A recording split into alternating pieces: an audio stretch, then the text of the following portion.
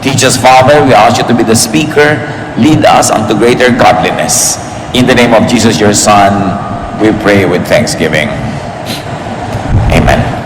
Pagtatapat ng mag-asawa sa isa't isa, faithfulness to your spouse. The couple is the basic component of the family. Sila ang talagang basic unit. Pag merong mag-asawa, nagsisimula ang isang pamilya. Dahil sa mag-asawa, nagsisimula o kaya nawawasak din ang pamilya. A united couple means a very strong family. Pag ang mag-asawa po ay nagkakaisa, kahit na naman ang dumating na dagok ng buhay, mga pagsubok, nananatiling buo ang pamilya. Pero kung ang mag-asawa na mismo ang hindi nagkakasundo, kung sila na mismo ang nagkakagulot, naghihiwalay, talagang nawawasak ang pamilya. And one of the reasons why many couples become an uncouple, may nagsabi po sa akin isang kaibigan ko noon, uncouple kami ngayon kasi hindi sila magkasama. Yung pala hindi sila mag-asawa sa trato ng mga panahon na yon. May mga dahilan, iba't iba. Pero ang pinakamadalas at pinakamasidhi, adultery.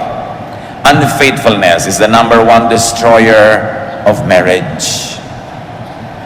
It is probably the singularly most potent poison in marriage. Maraming mga pagsubok sa isang pamilya na pagdadaanan niyan, nalalampasan, ang pinakamahirap lampasan is adultery. Pagtataksil ng isa doon sa kanyang kabiyak. That's why faithfulness in marriage is all important. Kaya isinama yan sa mga utos ng Diyos. Isinama sa mga utos ng pamahalaan. Unfaithfulness is condemned in the Bible. It is also condemned in the laws of many lands, including ours. Ipinagbabawal ng batas ng Diyos ang pangangalon niya, ang pakikiapid, at ganoon din naman ang batas ng ating bansa. Ang sino man na may asawa na at nakikiapid sa iba ay maaaring demanda at pwedeng makulong. Bihirang-bihira lang kasi ang nagdedemanda kasi parang kahihiyan, parang etc. etc. Pero alam nyo, kung talagang gusto ipakulong ang asawa nyo, pag nagtataksil sa inyo, basta meron kayong katunayan, pwede nyo ipakulong. Mabuti na siguro makulong siya doon kaysa makulong siya sa bisig ng isang kulasisik. Faithfulness in marriage is commanded by God. So dapat yung sinusunod, huwag kang makikiapid at huwag mo rin ito tolerate.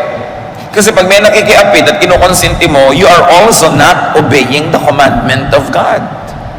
Accessory ka to the crime. Ipagpalagay ng hindi ikaw yung nangangalon niya, hindi ikaw yung nakikiapid, pero asawa mong tinotolerate mo lang, partner in crime ka na rin. Kasi inuto siya ng Diyos na dapat ituwid. Unfaithfulness is forbidden and condemned.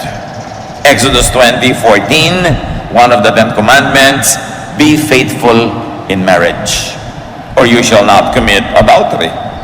Unfaithfulness was punished with death in the Old Testament. Kaya kung sa mga ibang bansa, darating ka doon sa kanilang mga formalities, nakalagay, death to drug traffickers. Sa Old Testament, death to adulterers. Leviticus 20 verse 10. If a man commits adultery with another man's wife, with the wife of his neighbor, both the adulterer and the adulteress are to be put to death.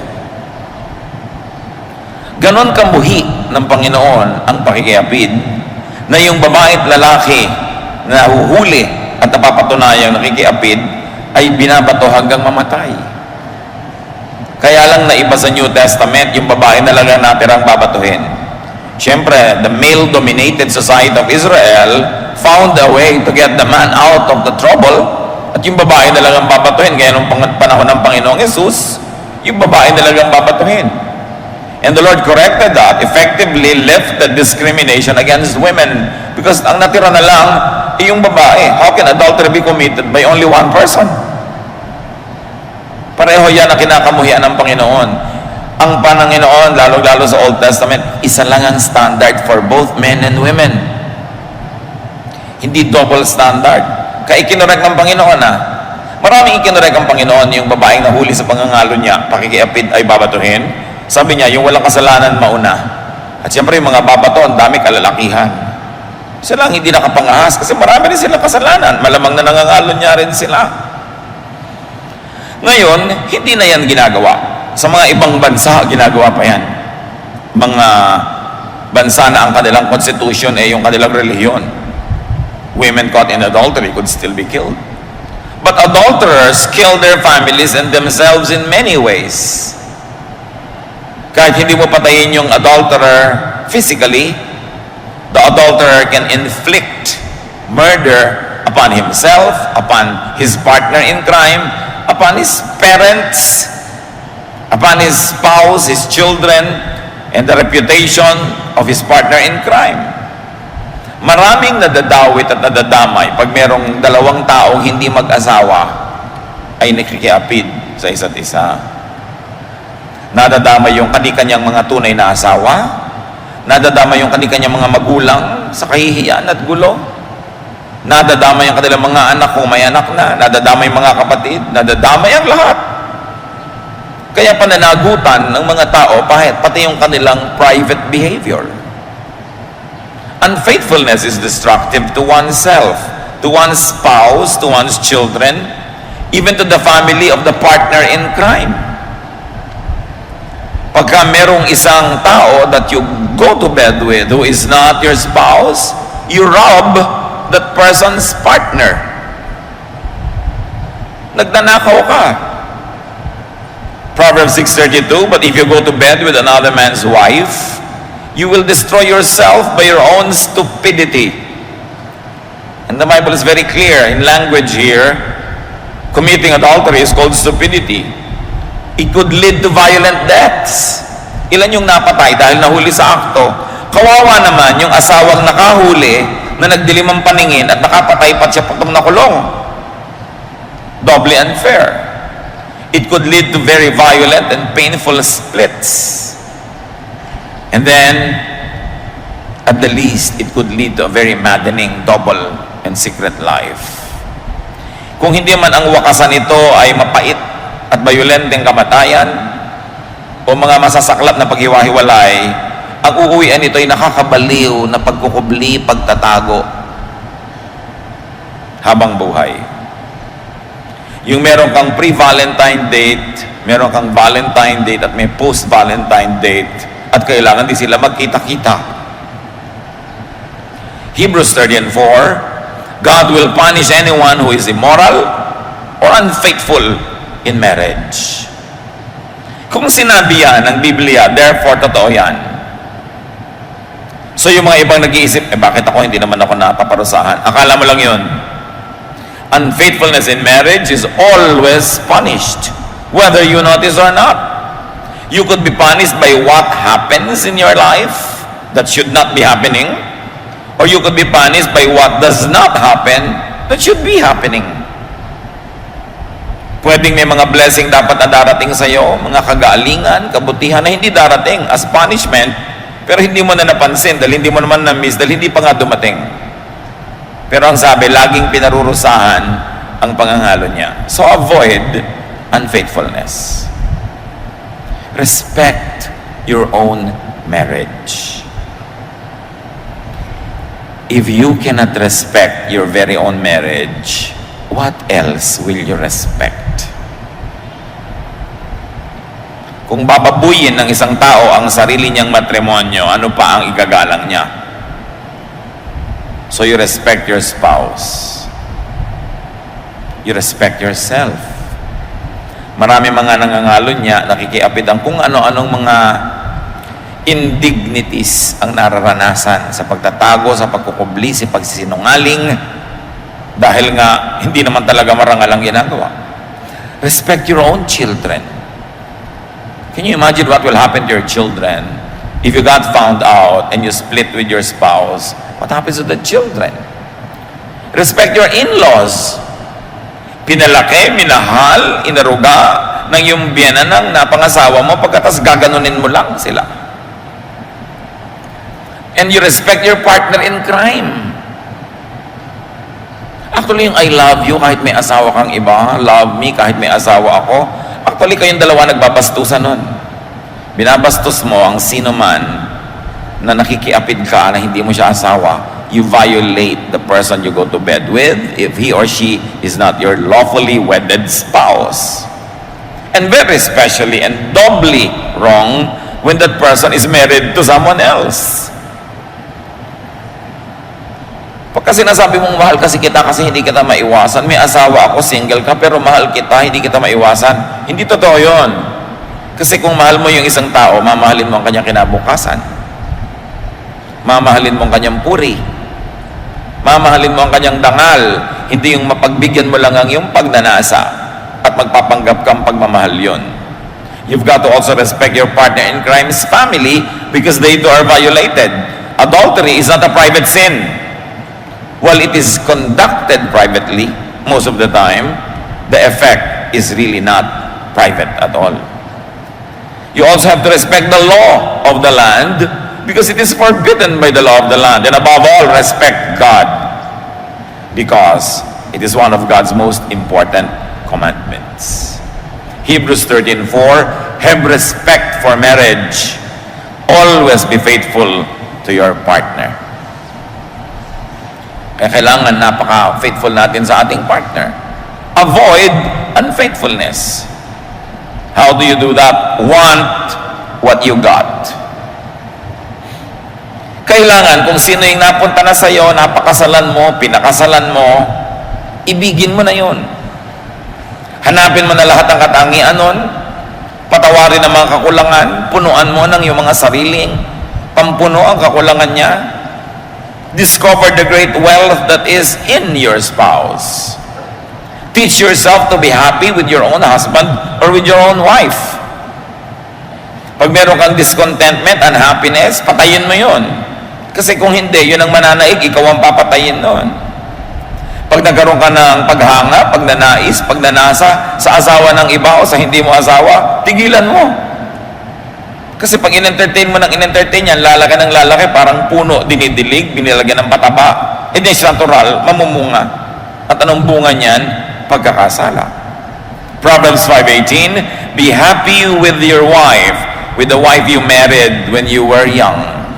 So kahit hanggang tumanda ka na, be happy with the wife you married when you were young.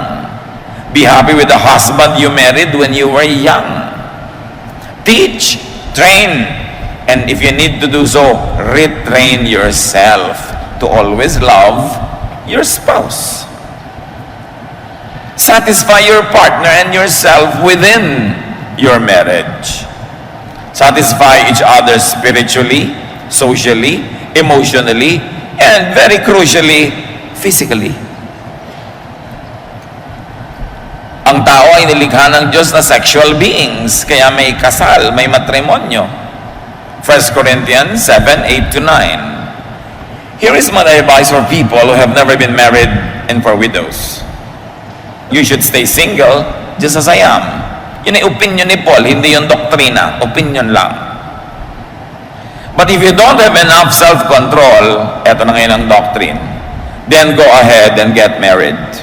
After all, it is better to marry than to burn with desire. Sabi ni Paul, sa dami ng problema sa mundo, mas mabuti pa nga, katulad ko na lang kayo, single forever. Pero sabi ang ganun, kung naglalagablab kayo sa pagnanasa, mag-asawa kayo para hindi kayo magkasala. Mabuti naman mag-asawa kaysa sa mag-apoy kayo, diba? Sa mga pagnanasa na hindi nyo malaman kung kanino ibabaling. So in marriage, it is perfectly all right to burn with desire and to be passionate. Basta yung kabiyak mo ang object. Ito ang point. Kaya ka nga binigyan na ng Diyos ng asawa para doon mo na ibunton ang lahat ng lagnat, sinat at tipos mo sa buhay. Lahat ng pagnanasa, pagkagusto, lahat ng mga kati sa buhay, doon mo na kamutin sa loob ng marriage. Kaya ka may asawa. It is perfectly honorable. It is not an embarrassing thing to discuss. What is embarrassing is what the world now is glamorized, having an affair. Dapat lahat yan nagaganap. Kaya naman sa mag-asawa na, huwag na kayong masyadong maarte.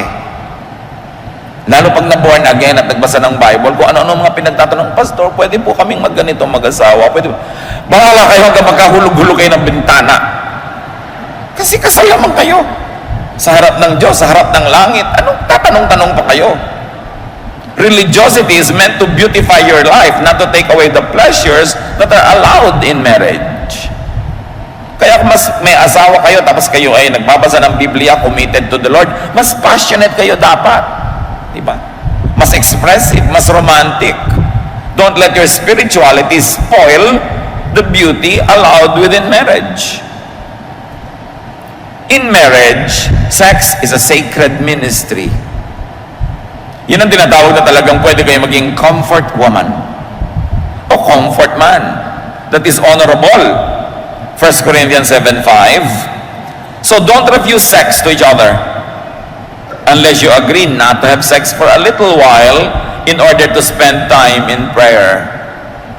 Then Satan won't be able to tempt you because of your lack of self-control. Yan ang ganda ng contemporary English version. It calls sex, sex. Period. And what is embarrassing about that, so long as it is done in the proper forum? You should not blush when you see these words or hear these words. But what is important is 1 Corinthians 7:5 says, it is your duty to make yourself available to your spouse. Huwag mo daw tatanggihan ang iyong asawa. Pwede mo lang tanggihan sa isang maikling panahon na pareho kayo nagkasundo. No, sige, abstain muna tayo dahil magpe-prayer and fasting tayo. Pero sabi niyo, patapos doon, magbalikan kayo sa piling ng isa't isa. Dahil pag hindi, baka kayo tuksohin ni Satanas at humanap kayo ng kasiyahan sa kandungan ng iba. Kaya alam nyo, hangang-hanga ako sa ating mga kapatid, mga kababayan, na nagtitiis, nagdurusa ng mga ibang bayan para lang magtrabaho at mag-survive ang family. But long-term, working abroad is not good for marriage. The policy of government to export people, to alleviate our sufferings, to provide work that cannot be provided by our corrupt system is not a good policy. So dapat ang mag-asawa, kung nagkakasundo man kayo ng isa ay mangingibang bayan, sandali lang, huwag masyadong tagalan. Ang pinakamainam kung ang buong pamilya bitbit, ang asawa at pati mga anak. Pero ibig sabihin, may mga high-paying jobs na yon. Gaano karaming mag-asawa ang nagkikita lang once a year or once in 2 years? At kung ang asawa may nagpunta sa Japan at naging bilog o overstaying, 15 taon walang uwian para lang sa pamilya. Can you imagine yung mga pagdurusang dinaranas sa mga mag-asawa? Paano ngayon, lalong-lalo kung kayo mga kabataan pa at mabilis magsiklab ang mga nag-aapoy ng mga pagnanasa, saan mo ngayon ibubunton? Yan ang hindi na ifa-factor ng gobyerno natin sa kanyang policy to export people. We pay a very high social cost, not to mention a very high moral cost, when husband and wives are not able to be in one bed every night together. But going back to the teachings of 1 Corinthians 7:5, get satisfaction from your own partner. At ito idiin ninyo sa inyong mga isip, mga kapatid. Kung magkakasundo kayo mag-asawa ng isa'y lalayo, mangingibang bayan para magtrabaho for the sake of the family, magsasakripisyo, kasama sa sakripisyo that you will abstain from any passionate experience. Pwede bang may magtatanong sa akin, Pastor, pwede po bang mag-cyber romance kami mag-asawa? Sabi ko, sige, gawin nyo, mabuti niya kaysa wala. O kaya mabuti na yan kaysa gawin pa sa iba. Kailangan you get satisfaction from your own partner. And when you go away, when you cannot be together because one works in a faraway place, it is understood, it is an unwritten contract that both of you will abstain. Para yan yung prolonged prayer and fasting. Because you pray for each other and fast in terms of physical love. Because that's part of the sacrifice. Mga misis na naiwan dito sa Pilipinas, hindi nyo pwede sabihin, naiinip kasi ako. Magdasal ka. Maglingkod ka sa Diyos. Sumama ka lagi sa biyanan mo at suklayan mo siya, i-manicure mo. Anong inip inip. Umalis ang asawa mo para maghirap, para magtrabaho, mamatay ka man sa inip, di mamatay ka. Pero hindi ka dapat makikikalo niya para lang malibang. Tapos nalilibang-libang, mamaya nahuhulog na yung loob. Yung padala sa'yo na sweldo ng asawa mo, kaparte na, si kumpare, aba, napakalaking kahihiyan yan. Sobrang immoral. Sabi mo sa katabi mo, immoral. Masama. Demonic. Na makikiapid ka sa iba at pati kita ng asawa mo, kasama pa yung partner mo in crime. Ganon din naman yung nasa abroad, ha? Napakaraming mga nasa abroad ngayon, holding hands. Pag pumapasok doon sa airport abroad, pagbalik dito sa Pilipinas, hiwalay na ang kamay kasi mag-iba pala ng asawang uuwian. Hanggang sa aeroplano, holding hands. Tigilan nyo yan. Kung natutukso kayo na maging ganyan, umuwi na lang kayo magdildil ng asin, mamatay sa gutom. Kaysa meron nga kayong konting ginhawa, konting kita, pero ganyan naman. You give satisfaction to your partner. It is a privilege. And at times, when it doesn't seem so, it is a duty. 1 Corinthians 7:4, a wife belongs to her husband instead of to herself. And a husband belongs to his wife instead of to himself. Ang version ng New International, sabi sa 1 Corinthians 7:4, a wife does not have authority over her own body, but yields it to her husband. In the same way, the husband does not have authority over his own body, but yields it to his wife. So when you refuse your spouse, you rob him or her of his or her rightful provenance. Ang katawan daw ng babaeng may asawa ay nasa ilalim na ng otoridad ng kanyang asawang lalaki. At ganon din ang katawan ng lalaking may asawa, ang kanyang katawan ay nasa otoridad ng kanyang asawang babae.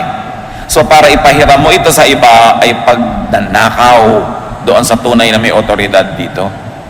At sinabi, do not refuse. Sabi nga ni Paul, do not refuse except in short moments. At dapat pinag-agrihan nyo yun. Hindi dapat ginagawang pamparusa to refuse. Because you minister to one another. That is the beauty of marriage. Kaya wala nang excuse yung may asawa na tapos maglalaro pa sa ibang kandungan dahil meron ka na talaga binigay para sa iyo. Dapat ang mag-asawa, ang laging gusto, magkasama. After a whole working day, gusto magkita na uli sa gabi. Dapat ganon. Proverbs 5:15, you should be faithful to your wife just as you take water from your own well. And 16, don't be like a stream from which just any woman may drink. And 17, save yourself for your wife and don't have sex with other women. So ang sinasabi dito, kumbaga ikaw ay balon, huwag mong hayaang may ibang babaeng umigib mula sa'yo and drink from your own well. It is only for your wife. Kaya kung hindi kayo magkasama, nagtitiis. Nagtitsaga. Yung OFW dumating, ipapakita ng asawa. Di ba? Anong ipapakita? Yung bank account. I'm saving all your earnings. Hindi ko binibigay sa mga kamag-anak ko. And I'm saving all my love for you. Dapat ganon. At ganon din yung lalaki.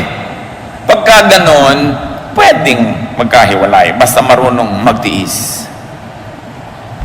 The social and moral cost of separation is not worth it. It's not. Dapat talagang yan ang theme song, I'm saving all my love for you.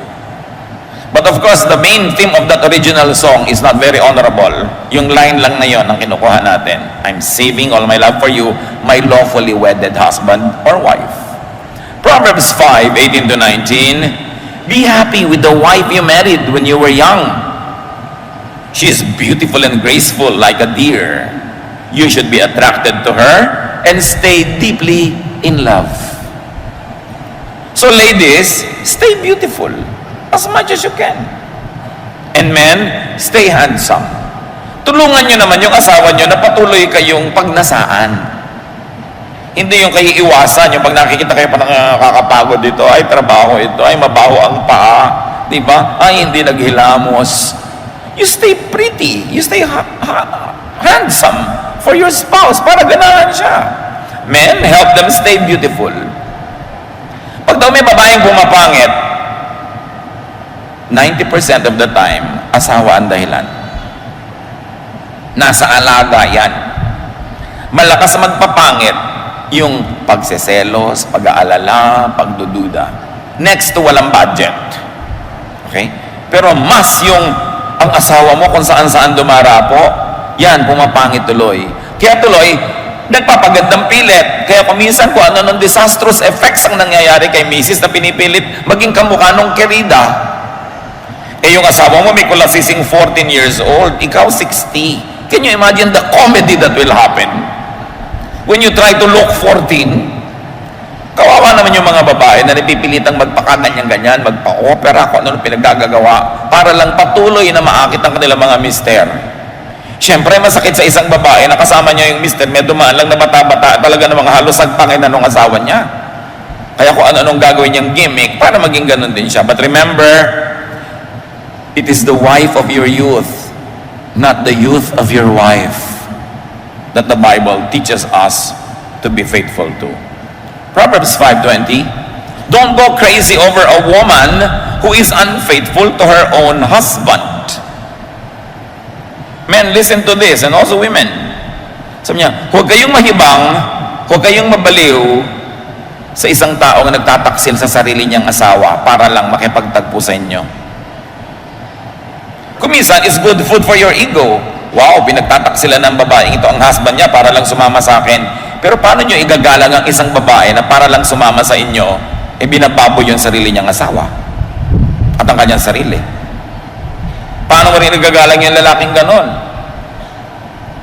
Meron pa mga nagtatanong sa akin sa Facebook, meron po akong boyfriend, nahulog na yung loob ko, kaya lang hulog na yung loob ko nung nalaman kong may asawa. Tapos, sabi po niya, ilihim namin sa asawa niya ang aming relasyon. Sabi ko, gaga ka ba? Ang ganda-ganda mong tao, ang husay-husay mo, isa ka lang lihim. Women, don't permit yourself to become just one man's secret. Magpakatalino kayo. If a relationship has to be a secret, you have no part being in it. You should not be in a secret relationship. You should be in a respectful, dignified relationship.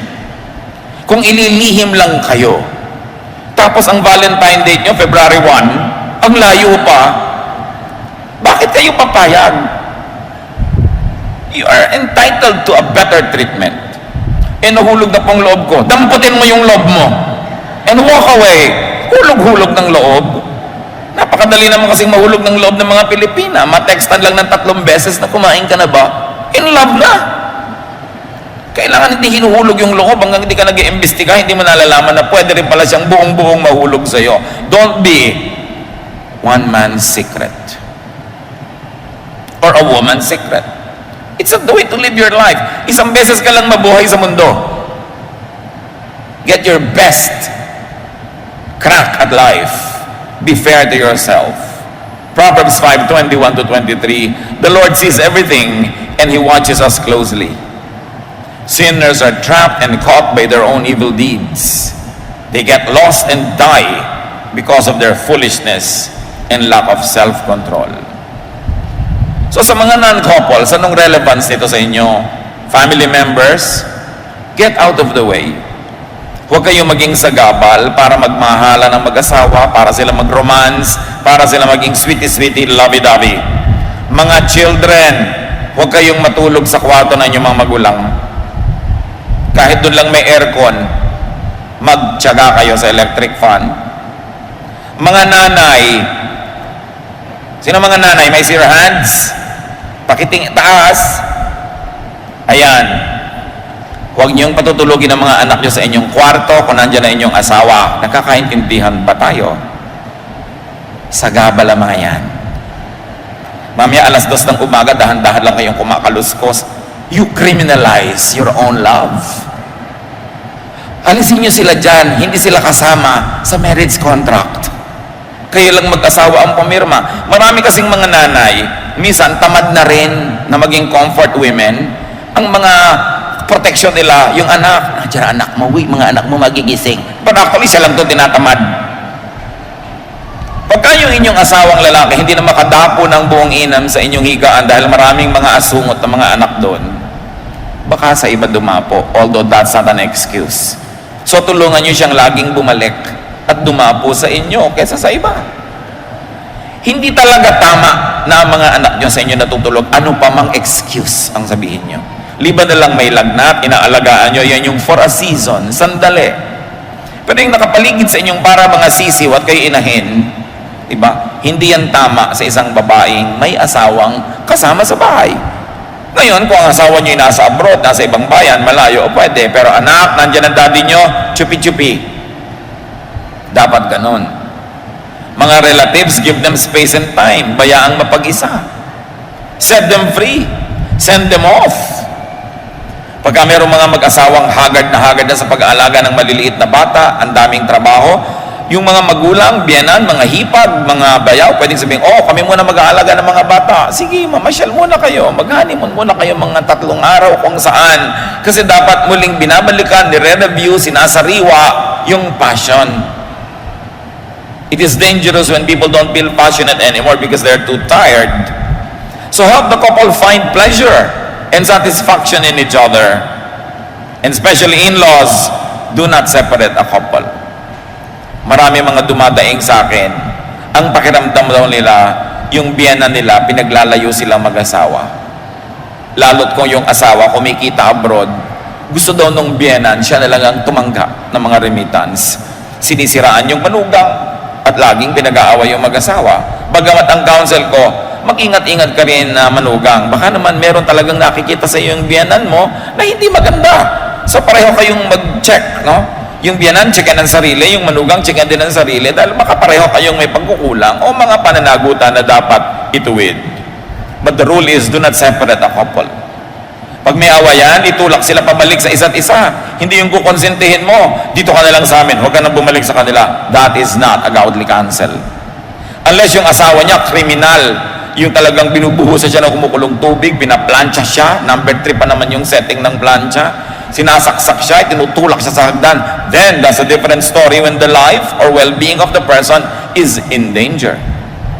Pero dapat, kung wala yung mga ganong dangerous elements, lagi ang counsel natin, magbalikan kayo, go back to each other. So sa mga may asawa, be faithful to your spouse and help your spouse be faithful to you. Inspire your spouse and be faithful yourself, be attractive, continue to be interesting. Sa mga hindi sila yung may asawa, help the couples around you, especially your family, to be faithful. Pray for them. Encourage, assist, support them to be faithful. Hindi yung mga biyanan, pagka nila yung lalaki, at alam nila yung lalaking anak nila ay gumagawa ng kung ano-ano mga kaliwas-basan, kinukonsinte. No. Isa lang ang batas ng Diyos sa babae at sa lalaki. Parehong kinamumuhian ng Diyos ang pagtataksil.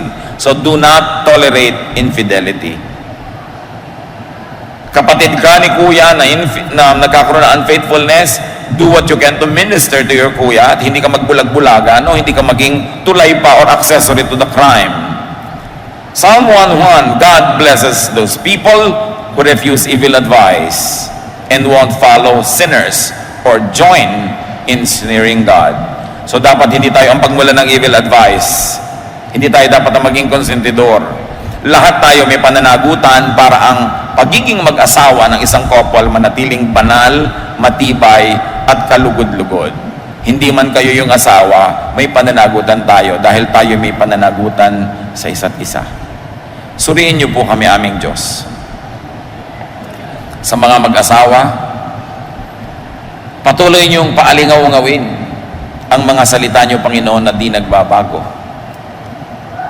Patuloy niyong sariwain sa amin ang pagkamuhi ninyo sa pangangalo niyo at pakikiapid. Turuan niyo kaming kamuhian ang kinamumuhian niyo. Sundin ang iniuutos niyo at malugod kami sa iyong kabutihan at kaayusan. Sa mga hindi naman sangkot sa mag-asawang maaaring magkaroon ng problema, turuan niyo kami maging blessing sa kanila. Hindi curse, hindi mga konsentidor, kundi nagtutuwid at nagbibigay ng puwang sa mag-asawa para lalong gumanda ang kanilang samahan. Doon sa mga tao, Panginoon, that fall in the cracks, those that fell into very, very horrible marriages, those that have fallen for married people or married who have fallen for other people,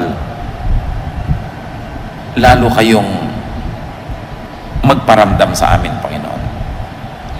Lalo niyong ipadama ang inyong pagmamahal, ang inyong pag-unawa, pagpapatawad kung kailangan. Subalit turuan niyo kaming ituwid ang aming mga buhay. Sa mga sobrang naging komportable na sa pamumuhay sa kasalanan, muli mo kaming pukawin. Gisingin mo ang aming kabanalan na maaaring nakatulog na dahil pinatulog namin at ayaw namin pakinggan. Ibalik mo ang init ng aming pag-ibig sa iyo, Diyos. Turuan mo kaming ituwid ang aming mga buhay, maging instrumento kami sa katuwiran ng buhay ng iba. At sa mga mag-asawa, Panginoon, na hindi ito pinoproblema, that those have been specially blessed with very faithful spouses. Sa mga mag-asawa, Panginoon, na patuloy na interesado, nagmamahal at maalab ang pag-ibig sa isa't isa, salamat po. Turuan mo ang mga mag-asawang ito na magpasalamat sa iyo ng lubos at sila naman maging instrumento para mabless ninyo ibang mag-asawang gumugulo ang buhay. Ang nais mo para sa amin ay kaayusan, kapayapaan, kabanalan. Turuan mo kaming sundin ang iyong mga utos para ang iyong mga pangako matupad sa aming buhay.